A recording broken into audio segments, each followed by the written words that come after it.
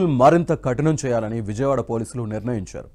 ఇప్పటికే విధిస్తున్న జరిమానా రూల్స్ ఈ నెలాఖరు వరకే అమలు కానున్నాయి. మార్చి 1 నుంచి కొత్త రూల్స్ అమలు చేస్తున్నట్లు పోలీసులు తెలిపారు.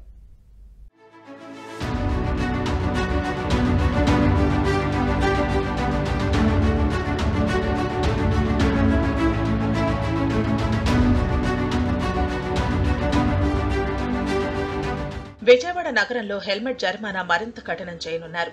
ఇప్పటి వరకు విధిస్తున్న జరిమానాకు ఈ నెలాఖరుకు స్పష్టి చెప్పాలని విజయవాడ పోలీసులు నిర్ణయించారు.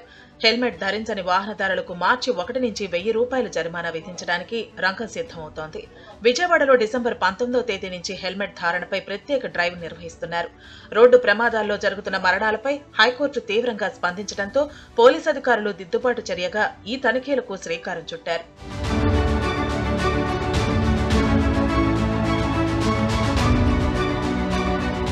విజయవాడలో వరుస తనిఖీలతో ఇప్పటికే వాహనదారుల్లో మార్పు వచ్చింది. పోలీసులు కమాండ్ కంట్రోల్ సెంటర్ నుంచి సీసీ కెమెరాల ద్వారా పరిశీలించినప్పుడు సుమారు 84% మంది హెల్మెట్ ధరిస్తున్నట్టు తేలింది.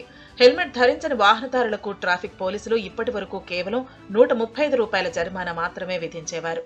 ఇతర ఉల్లంఘనలు ఉన్నప్పుడు మాత్రం ₹1150 వసూలు చేస్తున్నారు.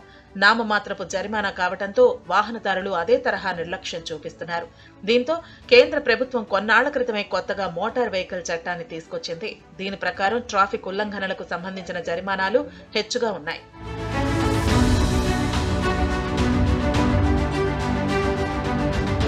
హెల్మెట్ లేకుండా వాహనం నడిపిన వారికి ₹1000, డ్రైవింగ్ లైసెన్స్ లేకపోతే ₹10,000 జరిమానా విధించాల్సి ఉంది. ఈ చట్టాన్ని రవాణా శాఖ అధికారులు మాత్రమే అమలు చేస్తున్నారు. అటు రవాణా శాఖ అధికారులు, ఇటు ట్రాఫిక్ పోలీసులు ఈ పరివాహన్ యాప్ ద్వారా జరిమానాలు విధిస్తున్నారు. జరిమానాలను ఈ యాప్ ద్వారా చెల్లించే అవకాశం వాహనదారులకు ఉంది.